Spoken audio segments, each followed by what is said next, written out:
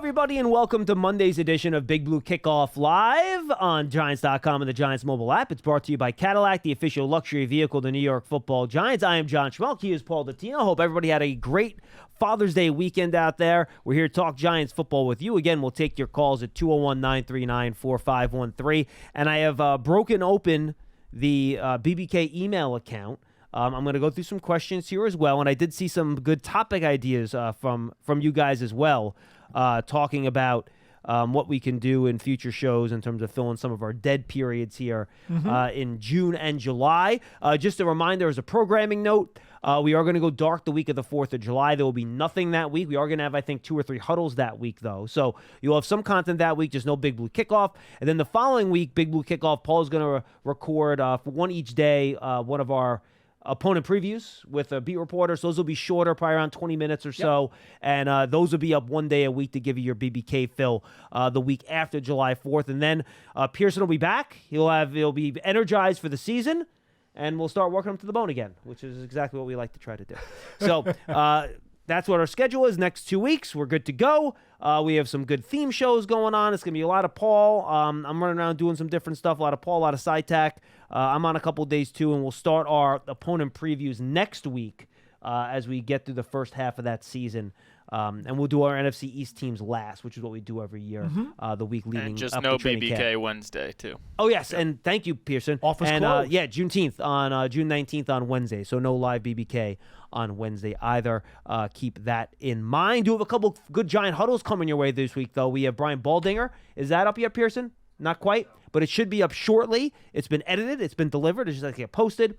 Basically, he was here at one of the minicamp days, and we have a good discussion about what he saw at minicamp. And we have Kim Jones coming your way on Thursday, kind of a summation of what the Giants did this offseason, her expectations, where she thinks the team's at, the roster's at. That was a fun conversation with Kim, so you could check those out. Those are the 2 episodes coming your way this week. And I have not checked, but I will look right now. The Giants 100, A Night with Legends, is on Thursday night this week. Yeah. It is at the theater at Madison Square Garden. I believe that there are still some tickets available. I'm looking right now as we speak. It's going to be a great event, guys. Bob Pop is going to host the whole thing. You're going to have a bunch of Giant legends there, some of the really big names that'll get you excited. I don't want to spoil that surprise. I don't think they've put the names out there, but the guys you think are going to be there are going to be there. So a lot of fun announcements. You'll have Brian Dable, Joe Shane will have a panel. John Mara is going to be there.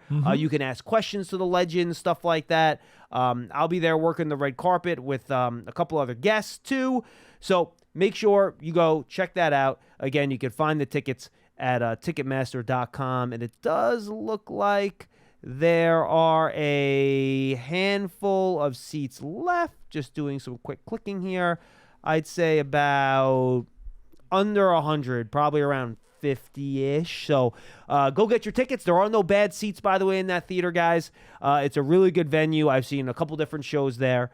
The most recent one, a Bluey show for my kids. Are you aware of Bluey? No. Australian dog cartoon. I know Barney. No. Barney's not really a thing anymore. The purple dinosaur. He's extinct now, right? Yeah, he's kind of extinct. That's true. But Bluey has taken children by storm. It's actually a pretty good show. I saw boxing there once. Oh, okay. Yeah, it's a good venue. I think I saw Knicks had one of their special season ticker events there once. And I feel like I saw maybe a comedy show there maybe at some point. Either way, it's a good venue, so go to Ticketmaster.com. Again, it's Thursday night the 20th. It's going to be a lot of fun. So if you're a big Giants fan, there'll be a ton of all-time Giants there. Make sure you go get your seats at Ticketmaster.com. Guys, they're not expensive. I'm looking right now. The tickets available. They're just $25. They're not expensive. And all the net proceeds will benefit the Giants Foundation, so you'll also benefit a good cause as well. And again, 201-939-4513. Get your calls and talk some Giants football with us. All right, Paul, so this is one of the shows we like to do every year. Last year, we ended up being a little prophetic, which is not what we were looking for. Tell me about it. We did knock on wood a lot during the show. I don't want to name anybody today because I'm going to jinx the poor guy. Now, in fairness, up until last year, we never really ran into the issue where that guy got hurt. No. But last year was one of those years where everything went bad. The one year, maybe when Saquon got hurt, he was the guy we might have brought up on this show. But I don't recall that specifically. But what we're doing is that basically we're going to talk about which player the Giants can least afford to lose on offense and on defense. Another way to put that, who's the most pivotal player? What player could the season pivot on, good or bad? And we talk about, we're talking injuries here, but even just playing really poorly, that could really hurt the team. So they really need this player to play and to be good for the Giants to make a run. Maybe X factor is another way to kind of talk about it in some ways. So I did want to exclude some players from this conversation because it makes it too easy. Well, they're automatics. Right. Because on offense, you automatically go to the quarterback, obviously. Last year, actually, I don't think we chose the quarterback because we didn't think Tyrod was that huge of a downgrade. But this year, we're going to take the quarterback out of it because it just adds a whole other layer to the conversation we don't want to have. It complicates things. They don't want to deal with it. And the other guy on offense we're taking out of the equation is Andrew Thomas. Because, frankly, we saw what happened when they lost Andrew Thomas last year, and it was not good. And I think that's who both of our choices would have been if the quarterback's out of the equation. For sure. So we're taking Andrew Thomas out of the equation. And then on defense, I decided to unilaterally take Dexter Lawrence out of the equation because given Leonard Williams' absence and the lack of a lot of production and experience at the defensive tackle spot after Dexter Lawrence and the fact he's, frankly, probably the best player on the team, that would have been my easy selection on defense, and it would have been yours as well. I mean, look at him. The guy's an all-pro. Exactly. So those are the guys we took out of the equation for the sake of this conversation, talking about who you might least afford to lose. So, Paul, I'm going to let you go first for both. Okay. Because I have multiple choices, so if you pick my guy, I can go to my second or third choice. And then we can debate and talk about why those guys are important. Would you like to start on offense or defense first? Well, I'll start on offense. Now, I will tell you, John, I did pick a 1 and a 2. Oh, great. Okay. So I could give you both of my offense if you want. All right, so here's what we're going to do then. We're going to draft it, okay? So I'm going to let you pick first. Okay. Do you want to go offense or defense first? Well, I'll go offense. Okay, so I'll let you pick first on offense, and I'll pick first on defense. Okay. Then you pick your second guy in defense, and I'll pick my second guy in offense. Okay. Okay? Okay. So why don't you start on offense first? Who do you got? Well, on offense, for me, it's Devin Singletary. Ooh, he was not even on my list. Okay, I like this. Yeah. The reason I'm going Singletary is pretty simple. When you look at the Giants' depth chart at running back, it is as green as the celery on your supermarket shelf. They've got Tracy coming in as a rookie. They've got Eric Gray coming in off of very, very basically spot duty last season. I mean, most of his action was on special teams. Spot duty is kind, to be honest. Right? With you. So, and is Turbo Miller, going to make the team? We don't even know if they're going to go with 4 backs. So I'm looking at the running backs room, and I'm saying to myself, okay, if Devin Singletary goes down, who's next man up? It's funny you mentioned this, Paul. And I don't know. We had a question. It was either cover 4 or fact or fiction on the website. And the basic thing was, what's the training camp battle you're most excited about? And I wanted to be different. So you know what I picked? I picked backup running back. Okay, and that's very fair. Now, here's the biggest problem, folks. We all know that even a guy like Pacheco, as a late draft choice, as a rookie, can come in and run for a significant amount of yardage and really help a team's running game. He did it with Kansas City. That can happen.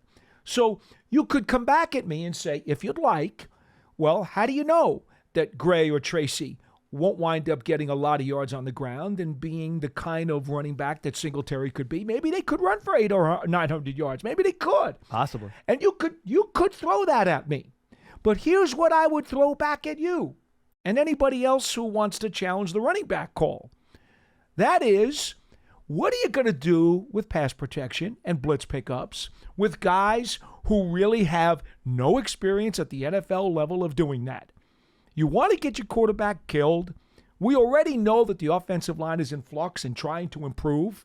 And we think they're going to try to get Bellinger out maybe a little bit more in routes.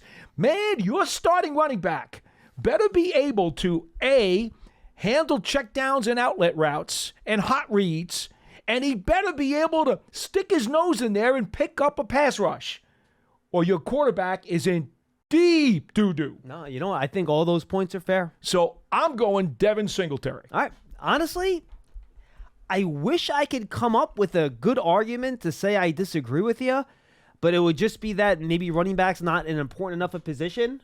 But that's not my only argument, because otherwise, you're right. You get past Devin Singletary, and it's just a bunch of question marks where you don't know what these guys can give you. So Zippo. No. And it's not like they even have a Matt Breida here, who at least can be a solid guy. You stick in there, and he's going to do what you need him to do. So, no, I think that's fair. All right. Why don't we liquidate offense first? I'll go offense, and you can go your second on offense, too. Okay. I don't know if I want to go low-hanging fruit here or not. All right. I had this conversation upstairs with Dan Salomon earlier, and I've become more and more convinced of it. It might seem crazy, but I'm going to explain it. I'm going to go Jermaine Illuminor. And here's why. Okay? Jermaine Illuminor is almost giving you two positions on this roster right now. He's your starting left guard, or he's your starting right tackle, depending on how things go, right? If Evan Neal proves he can keep the job, great. If not, Jermaine Illuminor is your starting right tackle, right? Okay. If Neal holds up, he's your starting left guard. If Jermaine Illuminor gets hurt, Paul, who's your swing tackle? Right now, your swing tackle looks to be Izudu.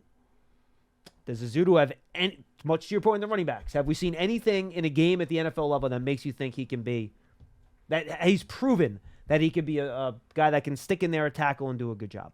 That is strictly a projection right now. Correct. Okay.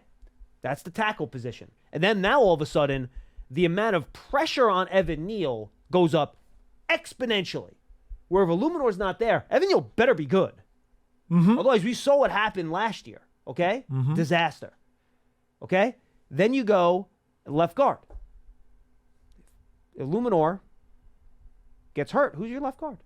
Probably Stinney. Probably. Bucks were happy enough to let him go and replace him with Ben Bredesen. Could it be McKeithen? Exactly. So could it be Izudu? I think you worry about that too. But to me, I feel better about the left guard situation. The whole point of the Illuminor signing in the offseason, and the same reason I was a big fan of Michael Onwenu, right? Same theory. You want a guy that can not only start it for you at guard if Neal works out, but you need to have the backstop there. This is the old Daniel Jeremiah theory of offensive line play. You can't have any tin cans out there, right? You can't have a guy that other teams can target, and you have to, do everything to help. Oh, they'll find him. They'll always find them. Mm-hmm. They'll put the best rusher there, and as an offense, they'll double mug guys in the gap so you can't put an extra guy over there to help. There are ways to set up one-on-one matchups with linemen. You can do that, no matter what the offensive tries to do in terms of bringing extra guys in and helping. And if Illuminor is not able to go in there and stick in there at right tackle, if, Neal either doesn't work out because of his play, or, frankly, Paul, he hasn't proven he can stay healthy for any long period of time. That's true.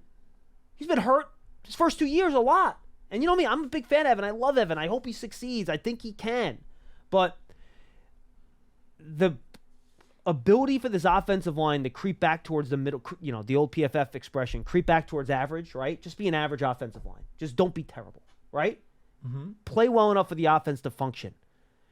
Illuminor is so critical to that because of his multi-positional flexibility that I think if you lose him, you might not get the immediate effect where in week one, oh my gosh, we can't survive. But it eliminates a whole lot of your backstops and, safety nets to prevent a disaster at that position, which, as we've all seen, can sink your whole season. And that's my argument for Illuminor. Well, Thomas, Illuminor, and Runyon are your three concrete proven offensive starting linemen right now. Neal hasn't proven enough because of the injuries and his play. And JMS is coming off of a rookie season, which we still don't know what he's truly going to be once he develops. And I debated him too, but he didn't play well enough last year for me to put him into the conversation. So you make a very fair point. And the reason I picked Illuminor over Runyon is because Illuminor plays two positions. The two spots, exactly. And he's proven that he can play two positions at an NFL level. In fact, he's probably actually been better, more proven at right tackle than he has at the guards. And Runyon is just a flopping guard. Illuminor can be a flopping guard and a tackle. Actually, a flopping tackle too. Yeah, he's four position flexibility, correct. So I'm not going to fight you on that one. I think there's definitely some juice there. So I left some low-hanging fruit for you, so I think I know where you're going to go for your second offensive No, guy. you probably don't. Oh, okay. Daniel Bellinger. Ooh, okay. Daniel Bellinger, for the same reason that I picked Singletary. You look at the Giants right now, and that tight end room has a couple of guys who are basically blockers in Manhurts and Stoll all the way on the back end, and that's really what they do, and they've always been limited reserve or rotational kind of players. Theo Johnson, who we are all very high on, is more of a receiver than he is a blocker, although he does have all-around skills. He blocked at Penn State more than he received. He did. He did. But I think they're drafting him more to be a receiver. Okay, I think that's I honestly fair. think they see him as a two-way guy. I think they also think he can be a two-way guy, but he's going to have to get stronger to do that here I agree with than that. he was at Penn State. And I'm just always very cautious, Paul, to your point. Any rookie tight end, with everything they have to learn, it's a That's tough asking one. a lot. For a day 3 rookie tight end? To tell him to step in right away? Oh, boy. That's asking a lot. I know a lot of the people covering the team with Wall's retirement, and Theo Johnson has flashed in camp. I get it. Guys, I got to be honest with you. Like, I think to start the year, I think Lawrence Cager is ahead of him on the depth chart right There's now. a very real chance that he will be. I do. I mean, just the other day, Dable even praised Cager. So, to me, okay, and Cager is not a blocker. I mean, let's not make any mistake about No. that. I think you have Cager ahead of him as the F move tight end. Right. And frankly, Manhortz and Stoll might be ahead of him as a blocker. Right now, I think they have to be. They have to be right now. Like, because there's a chance week 1, Theo Johnson doesn't get a jersey. Like, it's not impossible. It's not impossible. I think it would be disappointing. I'd like to think he has Maybe. a good enough camp that he can get one. Right. But That's we don't possible. know that. No, we don't. Once again, the magic word we've been talking about for weeks here, unproven. Okay? Projection. The projection in that tight end room is all over the wall. If you take Bellinger out, and he's the one guy who has proven to be a starting tight end who can do Yeah, everything. he can give you a little bit. He's not going to hurt you anywhere. Bingo. He is out of that lineup. That tight end room now becomes mix and match and try to fill in as many holes as you can with as many snaps as possible from a collection of guys. I agree. It's the same thing with Singletary. I agree. So Singletary and Bellinger would be my 2 picks. I'm with you. All right, then I'm going to go Malik Neighbors. I know he hasn't played an NFL snap. I don't care. I don't care. We talked about it, all year, right? He's the guy that you hope other defenses have to game plan for. And I don't know if there's another guy besides maybe Jalen Hyatt's, flat out deep speed, which teams have to maybe put a safety over the top on him. Right. Who else are you game planning for in this offense? You're not. No headache players. Except No headache for Neighbors. players. And, just him turning into that guy relatively quickly, I think is so essential to this offense becoming what you need it to become. Mm-hmm. And so I'm going to go with Neighbors as my second guy. And I had Neighbors one on my list, but I thought Illuminor was a more interesting argument, so I decided to list him first. There's juice to both guys.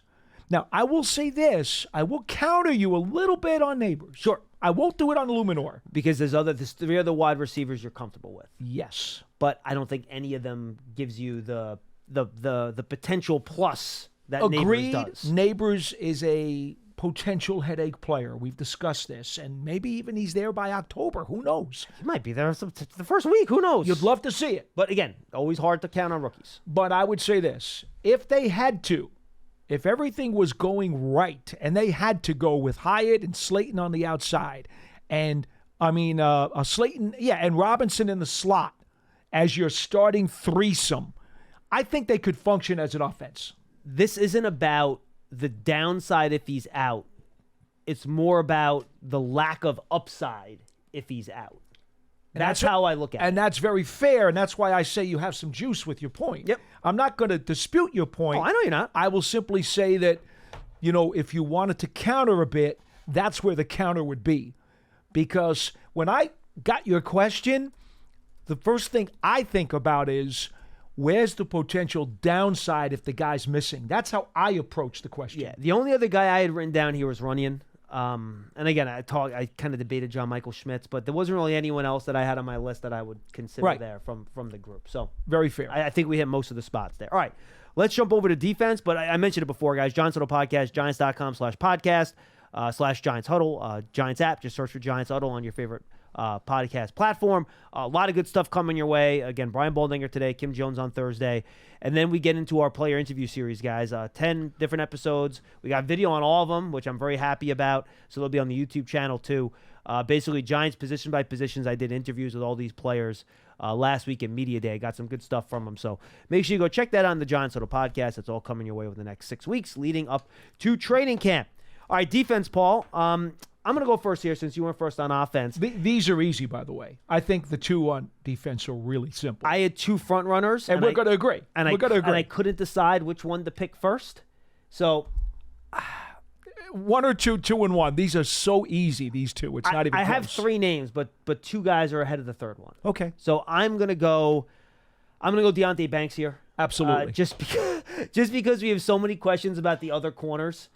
And that's going to be a theme with the number, which I'm sure the name you're going to pick for your second one. We don't, Cordell Flott outside. We're thinking, Nick McLeod, Andrew Phillips inside, maybe Trey Herndon. We'll see how that goes. But, we worry about the second and third cornerbacks, and we just kind of ignore the fact that Deonte Banks is sitting out there as a second-year first-round pick, who, by the way, was okay as a rookie, but he was okay. He was a rookie. But you saw the potential, and I think we all think that potential is going to blossom a bit this year, even in a new defensive system where there's less man-to-man. And, look, the secondary, it's a passing league. Pass rush is more important than the secondary, but the secondary is still really, really important. And, my gosh, if you don't have Deonte Banks out there and you have a question at all 3 of your cornerback spots, that's a recipe. You know what? Your pass rush almost gets negated at that point because you have such issues in the back end. Teams can get rid of the ball quick. You can create mismatches and just attack in different areas. So Deonte Banks is one of the easier ones here. To me, that was the lock, stock, and barrel number 1 choice, run away. Nice. I don't think there's any doubt. So what's your 2? Well, my 2, and if you wanted to break out the corners, you could probably make an argument for the slot corner, although we don't even know who the starting slot corner is going to be today. And that's why we can't name a name. Okay. So it's obviously Bobby Okereke. Yeah. That was my number 2. And it has to be because Okereke is not only the heart and soul of this defense, and I do believe that he'll get the green dot this year. I don't think anyone's asked Bowen that yet. No one has asked him yet. I'm hoping to get Shane Bowen for one-on-one before camp. That is one of the first questions that I'm going to want to ask him. I'll be shocked if he doesn't. Because Wink use safeties that way. Right. And the only other guy it could be is Pinnock. It could be, but I don't see it. I think it's going to be Okereke. I think it's going to be Okereke. I agree. And when you consider this guy's 150 tackle machine, put it down, every summer, that's what he's going to wind up getting. The production is off the charts. The leadership is also off the charts. His football acumen, the way, if you get a chance, and I know you've seen this too, John, after some of these OTAs and so forth and so on, we have watched Okereke stay out there on the field with teammates, helping these guys out. He's a leader. For an additional 20 minutes, talking about how are these linebackers going to work with the safeties? How are the linebackers going to work with the corners? He's out there with some of these other fellas who are newcomers to the team, not necessarily even young players, but some of the other veterans.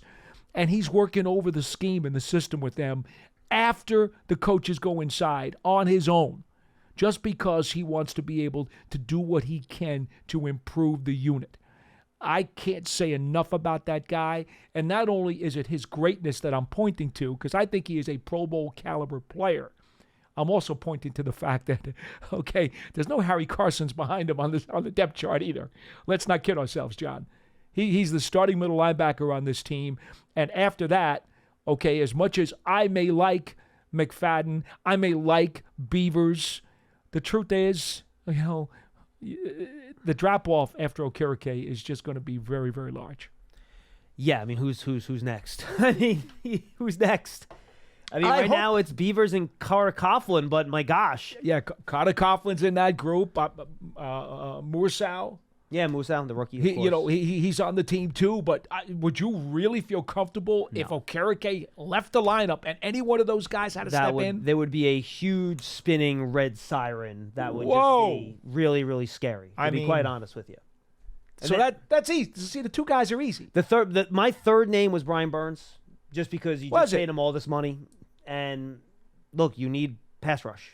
And especially with questions in the secondary, you take Brian Burns out of this pass rush equation, it gets scary real fast. Isn't that funny you say that, though? Because I thought outside of the nickel corner, which you've already addressed, I thought the third guy who you could make a case for would have been Pinnock. Because the safety spot right now, you don't feel okay about Belton has been a part-time player. Newman is a rookie. No, you're right about that. What kind of proven teeth do you have from either of these guys' resumes? See, I think we're going at this from two different angles again, which is good. I like this. We are going at it differently. You're looking at it more the whole if that guy's gone. Correct. The same way I looked at it with Neighbors is how I'm looking at it with Burns, right? I get it. Ojulari's there. Can you trust him to stay healthy? We don't know the answer to that. And hopefully Burns' presence will limit Ojulari's snap, which will help him stay healthy. But you're removing, I think, I can make the argument, even with Dexter Lawrence in the equation, Brian Burns is the most physically gifted defender on this team. You can make that argument. He's definitely got a tremendous amount of tools. So I think you're removing such a big upside from your defense if you take Burns out of it. Could you survive? Would you be okay? Yeah. But I think you would need Ojulari to give you max production to make that happen. This team, Paul, if they're going to do well this year, they need to have one of the better defensive fronts in football. Mm-hmm. With everything else that's going on defense, the secondary, that defensive front better be elite. And I don't see how it can be elite if Brian Burns isn't healthy. I think that's fair. Which is why, again, there's juice to a lot of these takes. No, I think this is a good conversation. This is great. And depending upon how you want to warp the context of the question and the angle that you want to come at it from, you're going to have different answers. And again, I don't think there's a wrong answer to any one that we gave. Yeah, absolutely. 201-939-4513. 201-939-4513. Guys, Giants TV, the Giants digital streaming app. Make sure you go check it out. It's for free. It brings original video content and game highlights on demand and direct to Big Blue fans. Again, Apple TV, Roku, Amazon Fire TV, Giants mobile app. It is free. Go get it. And of course, if you want to become a season ticket, what? It's free. Go get it. I love it. And this is free and legal, which is even better. Exactly. Or as my new son-in-law likes to say, free 99. What does that mean? It's free 99, which means there's no charge. Oh, okay. Free 99. Do you still pay 99 cents though? No, he says if it's free 99, it's free. I kind of like that. Okay. Giant fans, you can also take your fandom to the next level with a season ticket membership. Sadly, those are not free. Stay connected to the club all year round, not just on game days. Memberships are now available for the 2024 season. There might be a 99 involved, though. To learn more about all the exclusive member benefits, visit Giants.com/tickets. Limited inventory is available. All right, let's go to the phones. You guys have been waiting patiently. We'll take calls the rest of the way at 201-939-4513. Let's go to Tim in Charleston. He'll lead us off. Tim, what's up, buddy? Hey, John and Paul, how you doing? Hello, Tim. Did you like that half hour? That was fun, right? That was fun. And as soon as you announced it, I had my picks in my head, and we're pretty closely aligned. And on offense, I have Illuminor for exactly the same reasons that John stated, so I won't restate them. And then it's funny because for my second guy, I was kind of a toss-up between Neighbors and Singletary, but based on the current roster construction, I had to go to Singletary. Not that we couldn't pick up another running back, but based on current roster constructions. On defense, I have the only difference I have is I have Okereke number one because although I agree about Banks being critical, if we don't have Okereke, we don't have a run defense. And if we don't have a run defense, the other teams aren't going to have to throw on us that much. No, that's a good point. So, Tim, good point. And then I just, as I mentioned the other day, John, I had some bundles, and I'm going to go through a couple of quick ones here with you today. One is, I have a question for you guys.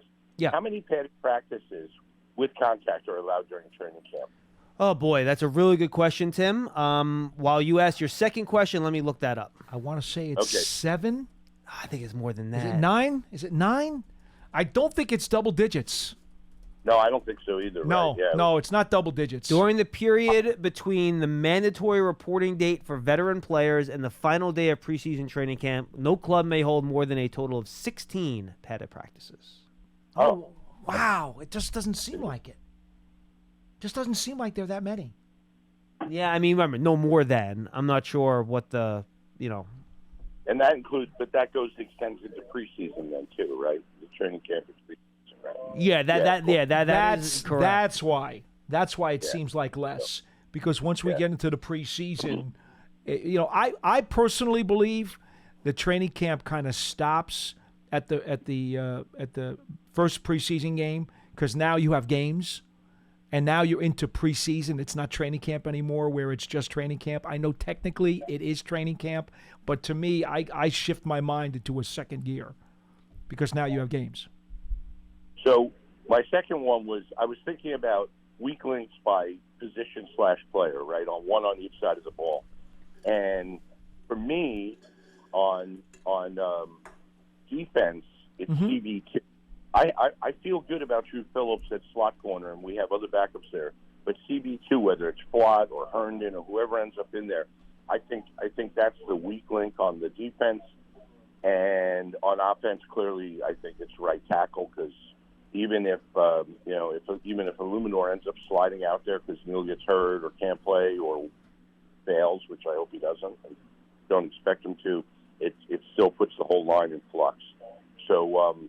And then my last one was player surprises on offense and defense. And I'm going with two rookies here.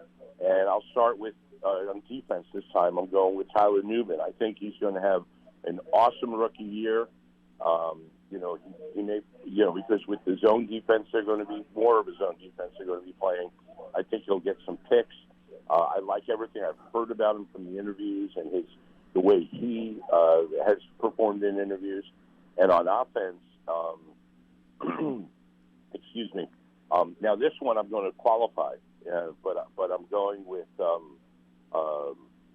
Theo Johnson. And the reason why is I don't think he's going to have big numbers, because we got so many good wideouts, assuming they're all healthy. But I think as the year develops, and he develops a little bit as the year progresses, and he develops a little bit of chemistry with Daniel Jones, I think he's going to have quite a number of critical catches. I just feel like I could see, I don't know, it's just a gut feeling, I can see him coming up with some real good catches. Just last thing, John, did you get my little age chart? Yes, I did not have a chance to look at it yet, Tim, but I do see it there. All right. Well, guys, thanks for your time. I'll listen to your responses off the air. Thank you, Tim. Appreciate the call. So, surprise player. I have trouble with this question, and I always get asked. This is one of usually our 24 questions in 24 days. Mm-hmm. Or a player you don't expect to do well and they do well. We think about this thing every day. I have trouble thinking of things that could be surprises, because I feel like we break down every aspect of the team every day.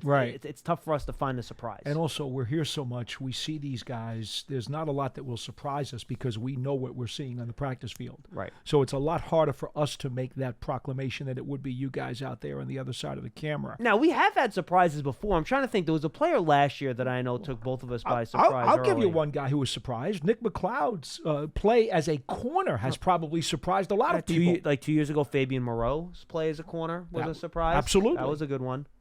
So those do happen. They do happen.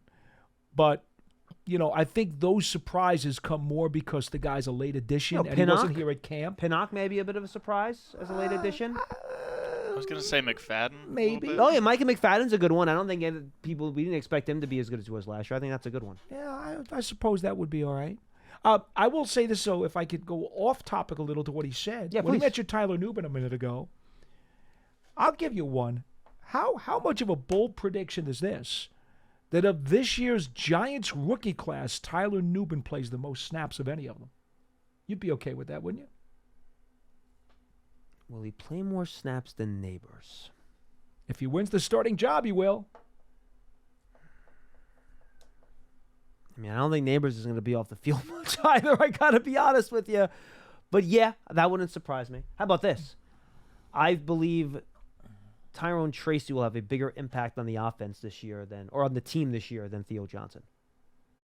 Oh, I don't think that's much of a stretch. In fact, See, this is why I stink with the surprise thing. yeah, because Tracy could also wind up doing it on kickoff return too. All right. Well, what if I said on offense?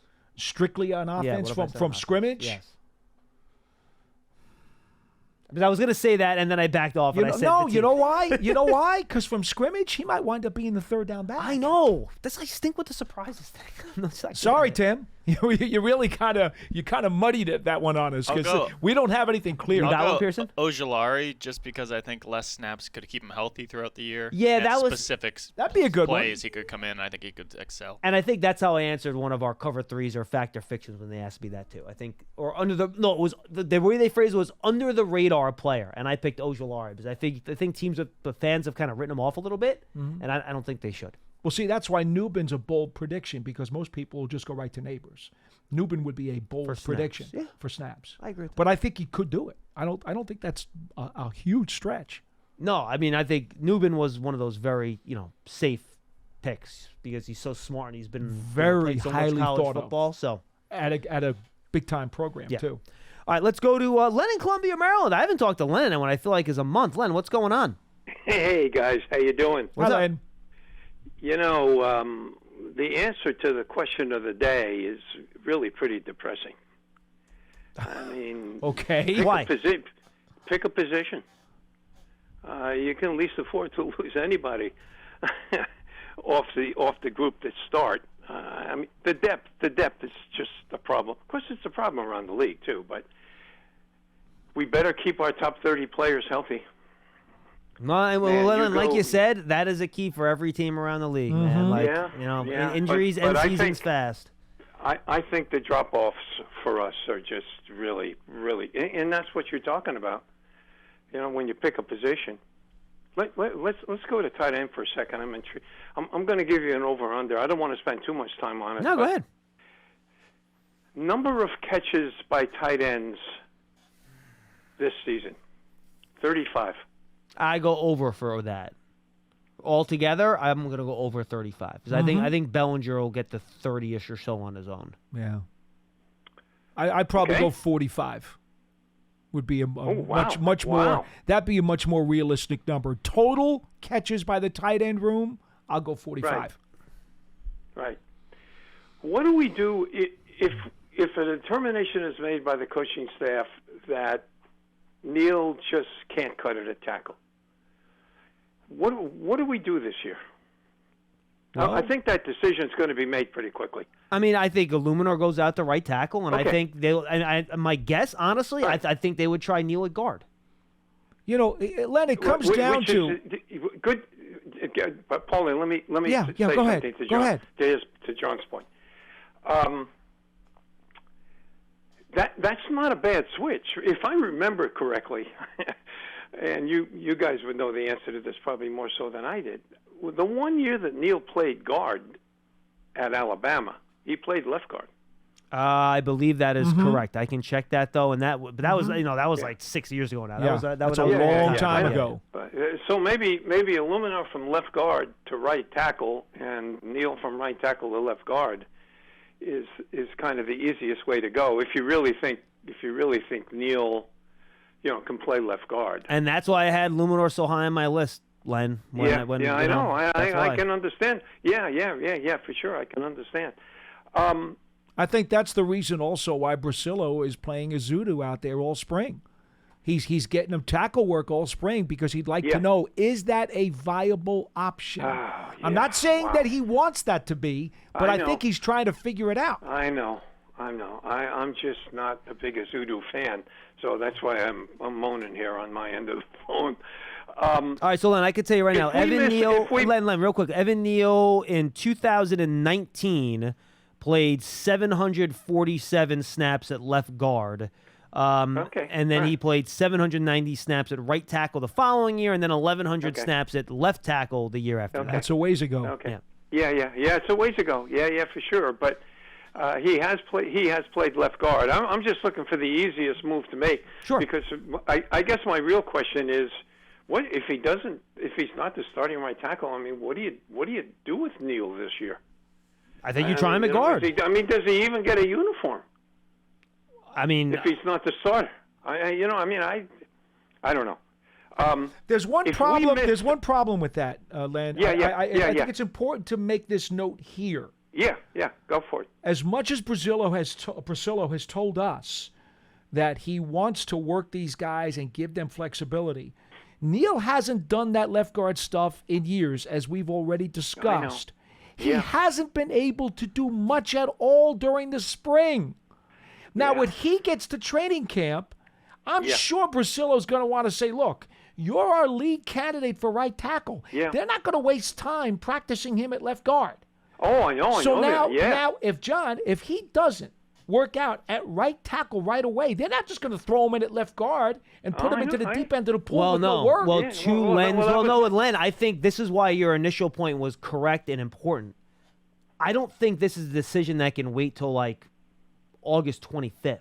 Well, Priscillo says he wants it by late in training camp. Well, he wants to know who his starting five are going to be. If your plan is your secondary plan is to move Neil inside, I want that decision made by the second preseason game. Well, because he's got to get some work there. Bingo. So he's had none there since his days at Bama. So I want him by, maybe you give him 2 preseason games. All right. If you get through that second preseason game and you decide that I can't trust him at right tackle or whatever, I think then you immediately after that Texans game, you get back, you put him in practice the next week at guard.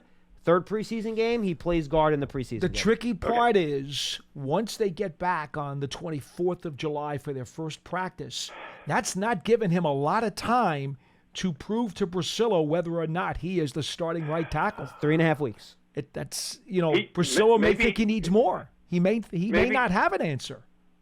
You don't know.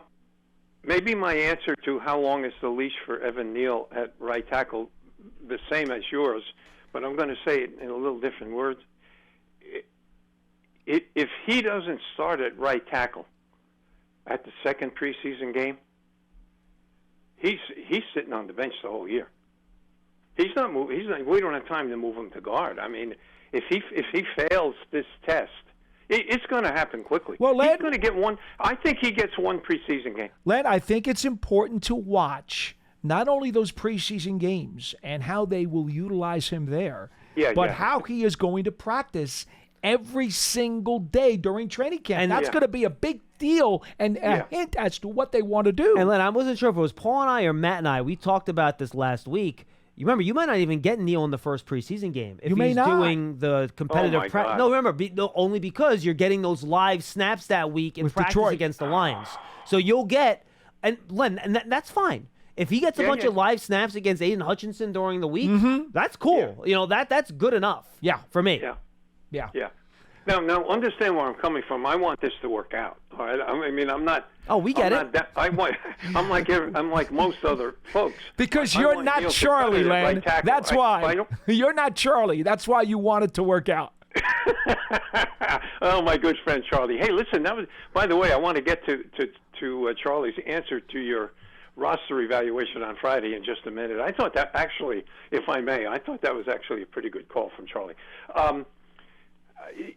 If John Michael can't cut it on this team, that's a terrible setback.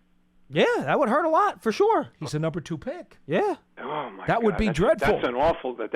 I mean, if we look out, if by his 4th year he's a backup, if it just doesn't work, that's just an awful loss.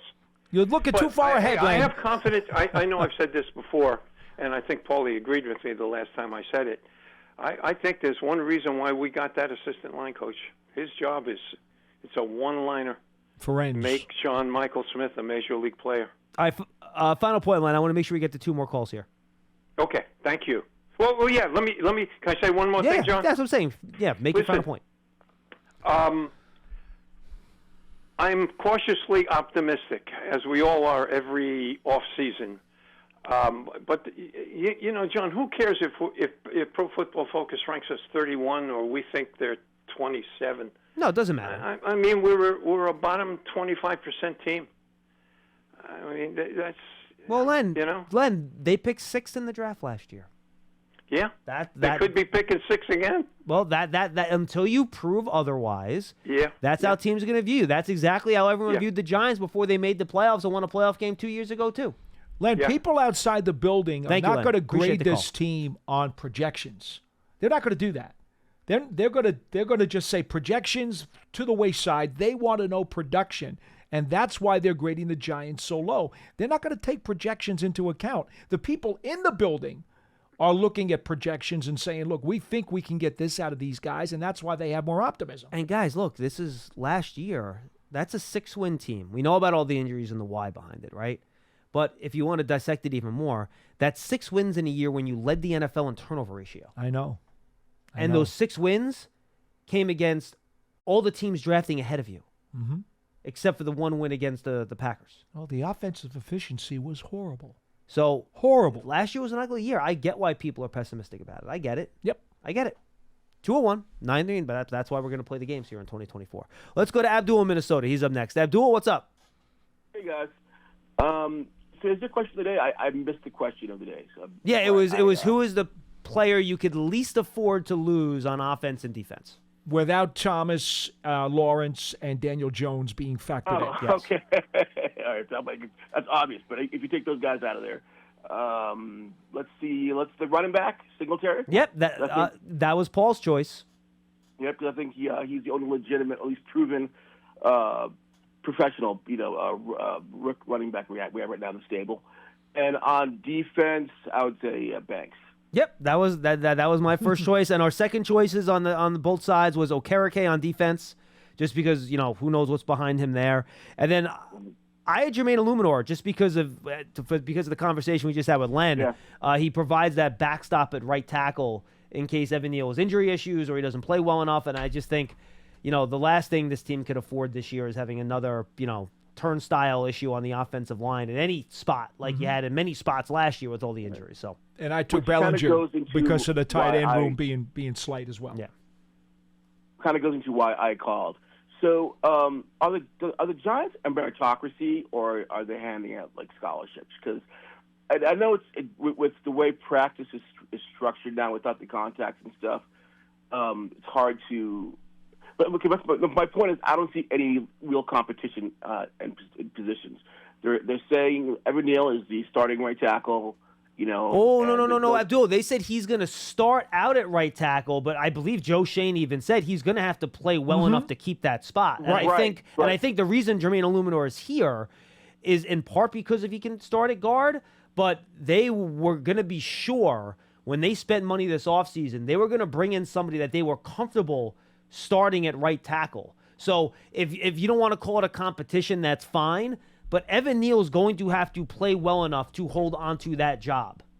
Are they going to give Illuminor reps at right tackle? No, because I think they know what they have in him at right tackle. So they don't need to see that because they know what they have. So they have a again, this is just my guess. They have a benchmark in their minds of a level of play that they will need to see from Evan Neal over the course of the preseason. If he meets that threshold, he'll stay there. If he doesn't meet that threshold, here comes Jermaine Illuminor. That's how I think they're going to look at it. The Perts, the Lemieux of the world, the guys who, were around for a while and either didn't give you great production or couldn't get on the field because of various injuries, those guys are gone. Well, and Abdul, they're gone. And I think a good judge of this will be, is Marcus McKeithen on the roster this year? Right. Is he around just because he's a draft pick, or does he earn a spot? Or yeah, exactly. You know what I mean? So I think we haven't really been able to figure that out yet with this new crew because Joe Shane's draft picks have only been here for 2 years, and you're rarely going to cut guys after 2 years when you're a draft pick.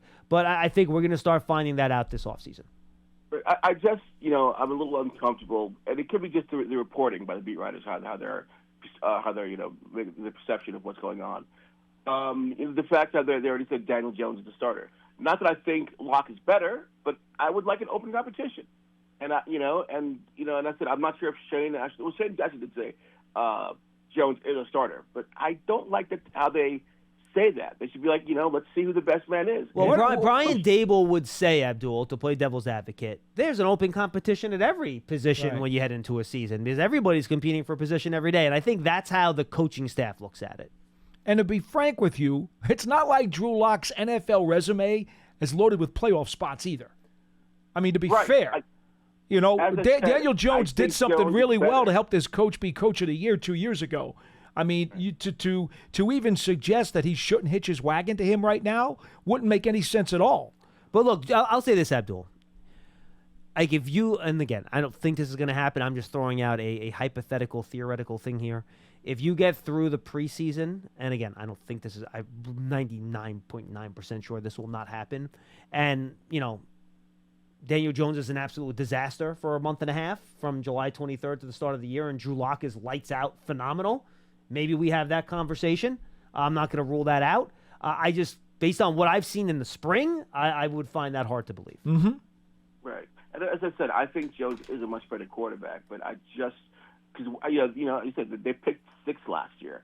No one should have a locked-in starting position. You know what I mean? It's like, Abdul, I hear you. The good thing about it, though, is that Daniel Jones has plenty to play for this year. Even if it's not like an open competition with his contract situation and how people talk about him, there's no lack of motivation there. You know what I'm saying? Yeah. And as Len just said, I hope it all works out. I'm not wishing Jones to regress or Neal to regress or whatever and have I hope everything works out wonderfully. That's, I want to be a happy Giants fan. But I'm a little, I get, as Paul said, I have agita when I come to think about certain things. Okay? I got you. I understand. Abdul, I have agita too, man. Look, I get it. This is a very important year. It's the third year of this regime. Last year did not go well. The first year went extraordinarily well. This is a big pivot point year here in terms of how this thing's going to play out. Look, man, last year was like swallowing a jar of spoiled sauce, and that's never good. Okay? Exactly. But that's just the way it happened. Well, I hope this month goes quickly and, training camp comes quickly. I really just can't wait. I'm very excited. Yeah, and unfortunately, thank you, Abdul. Appreciate it. We're going to get to training camp. They're going to be in, T-shirts and shorts for another 4 or 5 practices. And I can't wait for the pads to come on. So I'm not even really excited for the first training camp practice. I'm excited for the first padded training camp practice because that's when we're going to get O-line, D-line one-on-ones, which is what I live for that stuff. That's fantastic. You might not even get wide receiver DB one-on-ones until the pads come on. I'm salivating for the first 3 practices against the Lions. I will take That's going to be really, really good stuff for me. I agree, but my palate will be satisfied by regular padded practices first. Because at least you can see line play. I understand that. And just watching Brian Burns go against Andrew Thomas one-on-one. That's just going to be fun. Yeah, of course. Watching Neighbors and Deontay Banks try to cover each other with pads on. It's going to be fun. I thought last year when we were in Detroit and we watched the Giants and Lions practice, I thought it was hard because the way they had it set up on the 3 different fields, we had to really negotiate, what we were trying to watch. And the way they ran them, it was difficult to have eyes in the back of your head.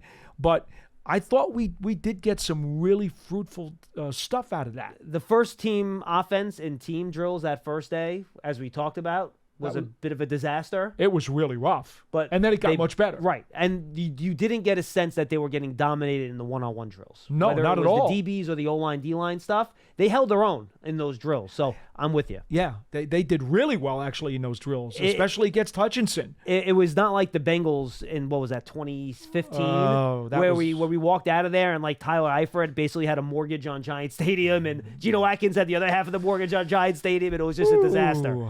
Yeah. I hope that this summer's workout with Detroit overall grades out better because you'd like to think the Giants have improved. We'll have to wait and find out. Jason in New Haven will wrap us up today. Hey, Jason. Hey, what's up, fellas? What's up, man? Good. I haven't heard the show in a while.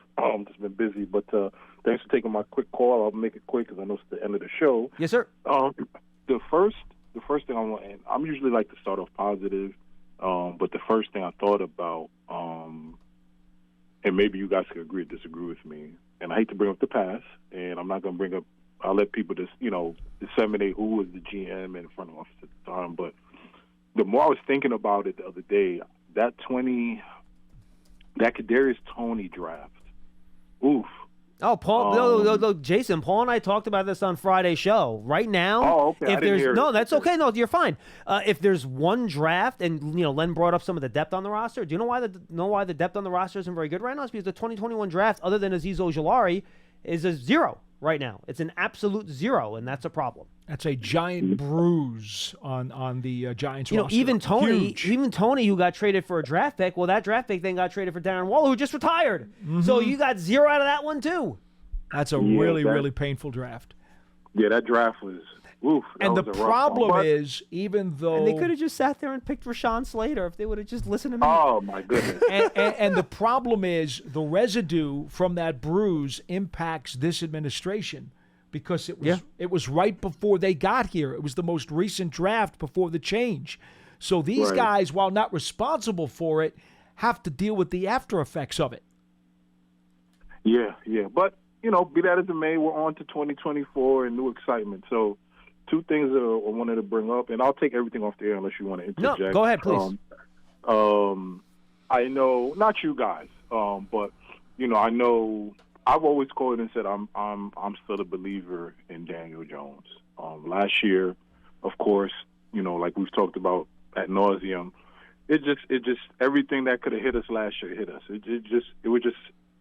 I kind of almost have to chalk last year's up and just be like, we just got to erase that from the memory and keep it moving because the injuries, just everything just wasn't working. But I want to remind fans, when I think of Daniel Jones in a good light, now, has he been perfect? I think all 3 of us could say no. He hasn't been. He's had his flaws, and he probably still does. But I want to bring everybody back, and I know you two may agree with me. I want to bring everybody back to 2 games of the 2022 season. The Minnesota game, and I know people are going to be like, oh, that was Minnesota. They didn't know what they were doing on defense. I don't want to hear it because they were a playoff team that year, if I'm not mistaken. They won. Did they win 12 games or 13 games? Whatever they won. Even more so, the Giants were behind in that game, in the playoff game. They had to come back from behind. Minnesota had everything going their way at the beginning of that playoff game, and you're on the road, and Daniel Jones held that thing together. Absolutely. So I want to bring 2 things. I'll make it quick.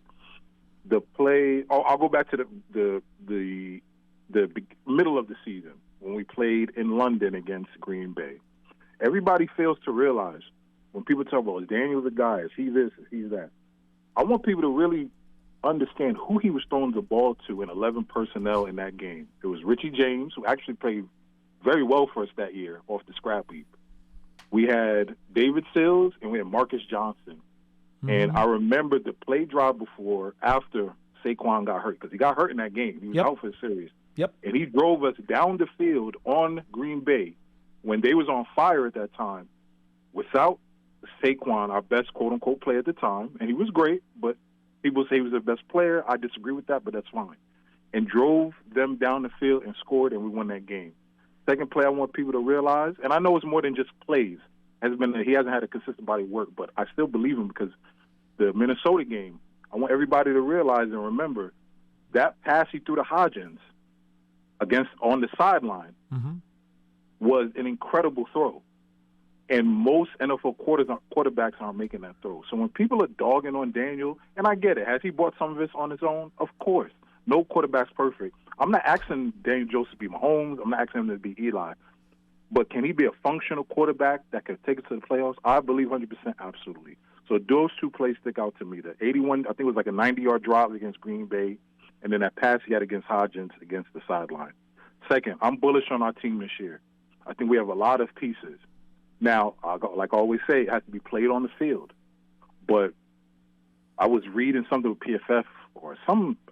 Not that I think they're the God or the Bible, but they had it as the 31st ranked roster, which I thought was just absolutely ridiculous. Like, we had that conversation on Friday too, Jason. It's funny. All this stuff. No, you're good. If you want to listen, just go back to Friday's show. All the stuff you call up about, we talked about it. You're all over it. So I'll make it quick. So I disagree with that. I think that's just pure BS.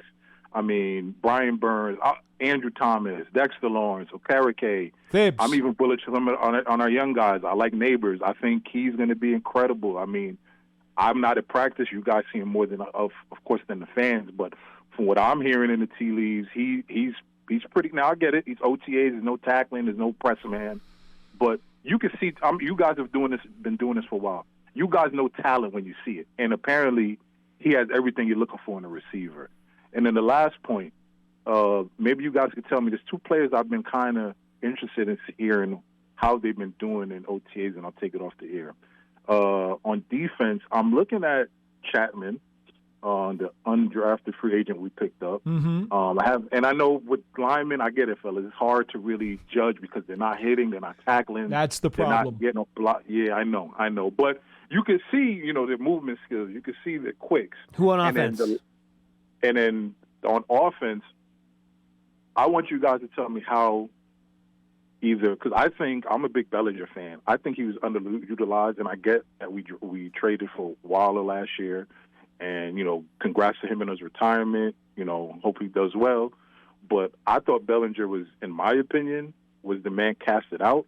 I know people say, well, he had a down year, but they didn't really use him, in my opinion. They kept him on the line to help with Evan Neal, which we needed.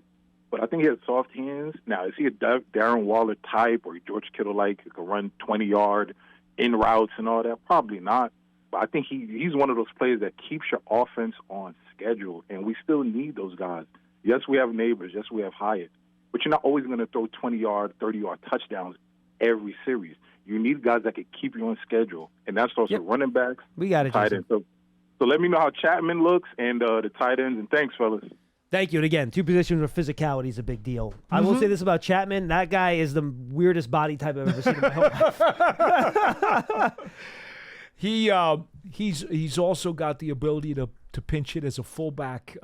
He showed that in college. He's tiny. He's just so short. I think he's practice squad material myself. I agree with you. I'm with you on that. Now, as far as Bellinger, I will say this. I thought he did have a down year last year. He had some critical penalties, which you did not want to see from him. I didn't think his inline blocking His blocking it took a step back from his rookie season. His blocking came down a notch. And I quite frankly think that he would tell you if he was sitting here that he was disappointed in his second season. He's got to reverse that and become the guy that they thought he could be after his rookie year. Paul, good stuff. Yeah, John. For Paul Dottino, I'm John Schmeelk. That's Big Blue Kickoff Live, presented by Cadillac, the official luxury vehicle of the New York Giants. Thank you to Pearson. We'll see you tomorrow, everybody.